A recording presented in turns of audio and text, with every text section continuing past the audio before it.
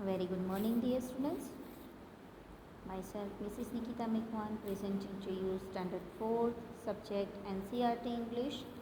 And today we are going to learn Unit 5 story Helen Keller. Helen Keller was a great child.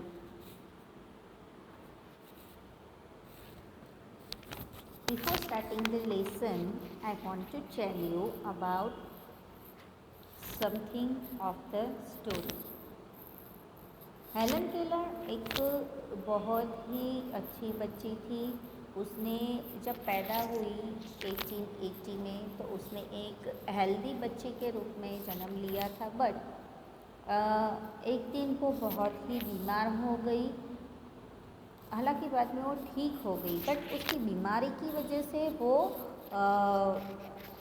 उसकी जो ability थी जो सुनने की और देखने की वो चली गई। उसकी आँखें से वो देख नहीं सकती थी, अंधी हो गई, और कान से सुनाई दे देता था तो वो बहरी हो गई। हेलन एक बहुत ही बुद्धिशाली लड़की थी, पर अब वो उसकी ये हालत बिगड़ जाने के बाद वो बहुत सी चिड़चिड़ी सी रहती थी और बिगड़ी हो गई थी। तो उसकी माँ ने उसके लिए एक टीचर रखने के लिए सोचा। उनकी टीचर का नाम था कुमारी सलीवन। वो हेलन को पढ़ाने के लिए उसके साथ दिन रात रहने लगी और अनेक शब्दों को बनाया और उसे पढ़ाया और अलग अलग शब्द उसको सिखाए।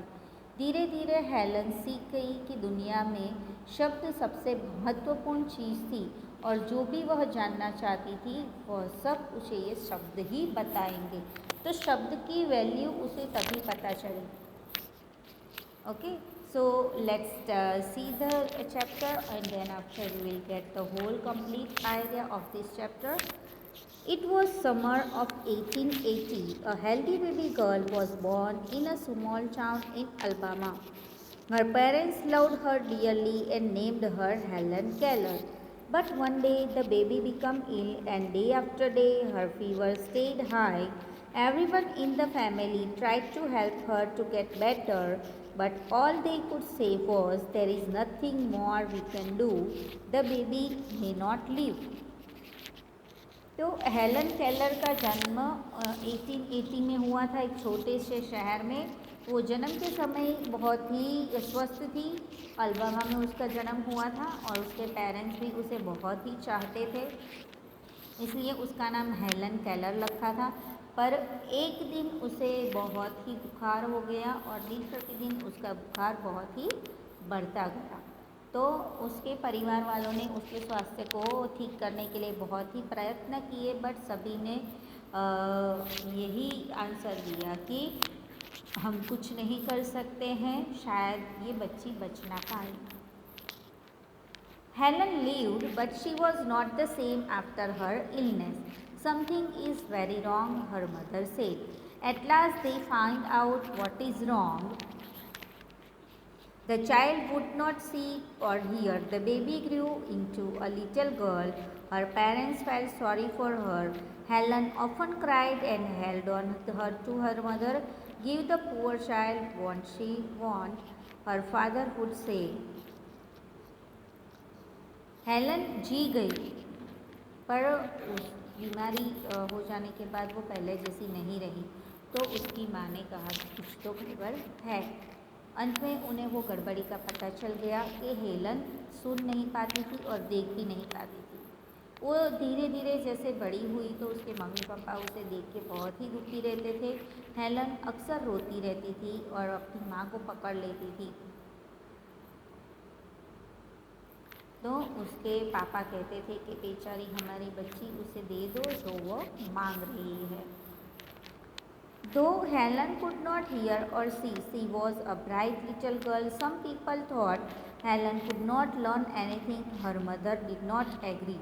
Helen is very smart, she said, and added, "The problem is how we can reach to her. She is locked up inside herself."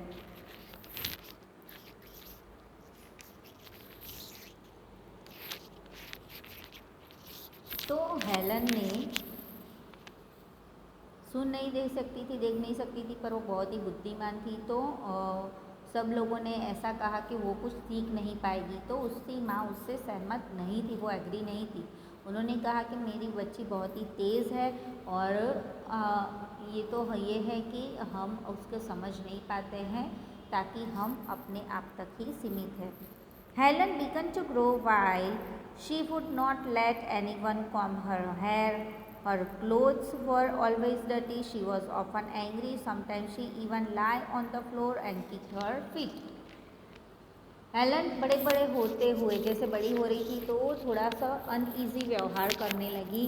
वो अपनी माँ को अपने बाल नहीं बनाने दे रही थी, वो अक्सर गुस्से में ही रहती थी, उसके कपड़े हमेशा गंदे रहते थे, कभी कभी वो ज़मीन पर ही लेटकर अपने पैर पटकती रहती थी। Her parents thought that they should find a teacher for her, Miss Sullivan. A young teacher agreed to help Helen to learn to see the world. Miss Sullivan gave her Helen a doll. Doll spelled D-O-L-L, doll. She spelled the word with her fingers into Helen's hand. She made the letter special hand signs. तो उसके mummy papa ने सोचा कि उसके लिए कोई teacher ढूंढना चाहिए, तो उन्हें एक लड़की मिल गई, एक शिक्षिका मिल गई जो हेलन की देखरेख करती थी और उसे पढ़ाती भी थी। तो एक मिस सलीवान थी जो हेलन की देखभाल करने के लिए राज़ी हो गई उसको पढ़ाने के लिए, और वो हेलन को एक उन्होंने डॉल ला के दी और उसका स्पेलिंग उसे सिखाया। उसके हथेली में सेल्वन ने उसके फिंगर से डॉल का स्पेलिंग लिखा D-O-L-L और उसी तरह उसे लेटर्स सिखाए। Helen copied her teacher and spelled doll too, but she did not understand what she was doing. Helen liked Miss Sullivan. She was strict but kind. She spelled a lot of words for Helen on her hand day and night to make Helen understand. Helen ने अपनी शिक्षिका के पीछे पीछे doll शब्द के अक्षर दोहराए, पर वह स्वयं समझ नहीं पा रही थी कि वो क्या कर रही है। हेलन को मिस सलीवन बहुत ही अच्छी लगने लगी। वो बहुत स्ट्रिक्ट थी पर दयालु भी इतनी थी। तो बहुत से शब्द बताए मिस सलीवन ने और उसको समझाकर उसकी वर्तनी बताई कि कैसे लिखना होता है। One day her teacher made Helen put her hand into running water, then she spelled water. Suddenly Helen understood that water means something wet running over her hand. She understood that words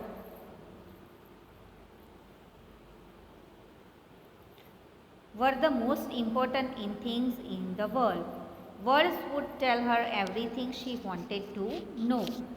एक दिन उसकी teacher ने एक बहते पानी में Helen का हाथ डाला, फिर उसने वाटर शब्द उसे बताया। तो बहुत जल्दी ही हेलन समझ गई कि जिससे हमारे हाथ थोड़े से गीले हो जाते हैं और हाथों से वो बहते रहते हैं, वो वाटर है, पानी है। तो हेलन जान गई कि हमें पहले शब्द सीखने होते हैं। शब्द बहुत ही महत्वपूर्ण चीज़ है जिससे मैं सब कुछ कहना चाहती हूँ या बताना चाहती हूँ, मैं इसे कह पाऊँगी। तो बच्चों, यहाँ पे हमारी ये स्टोरी ख़त्म होती है। Now let's see the new words. Dearly, dearly means very much, extremely. Illness means बीमारी, sickness. Agree, agree means to say something, सहमत होना। Important, important means very necessary.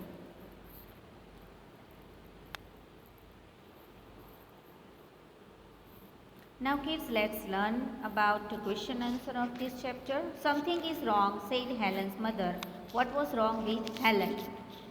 कुछ तो गलत था, हेलन की मदर ने ऐसे कहा, बट हेलन के साथ क्या गलत था? Helen became blind and deaf due to her illness and fever. That is why her mother said something is wrong. Helen अपनी बीमारी की वजह से अंधी और बहरी हो गई, तो इसलिए उसकी मदर ने कहा कि something is wrong. Question number 2. Although Helen could not hear and see, what kind of girl was she? जबकि हालांकि हेलन देख नहीं पा रही थी और सुन नहीं पा रही थी, पर फिर भी वो किस टाइप की लड़की थी? तो answer is Helen could not hear and see but she was a bright and smart child. भले ही हेलन ना देख पाती थी ना सुन पाती थी, पर वो बहुत ही ब्राइट एंड स्मार्ट किड थी। Question number 3, who agreed to help Helen? Helen को मदद करने के लिए कौन रेडी हुआ? Miss Sullivan agreed to help Helen. Question number 4, how did Miss Sullivan help Helen? Miss Sullivan gave Helen a doll. She put doll on and wrote the word on Helen's hand by her fingers. In this way, she taught her the sign language to learn the words. Miss Sullivan ने उसे एक doll दी और उसका जो spelling है DOLL उसकी हथेली पे उनकी उंगलियों से लिखा। तो उस तरीके से मिस सुलिवान ने हेलन को वर्ड सिखाए। Question number 5, what did Helen learn when the teacher put her hand into running water? Helen ने क्या सीखा जब उसकी टीचर मिस सलिवान ने उसका हाथ रनिंग वाटर में रखा? Answer is when the teacher put Helen's hand into running water, she learned the new word water.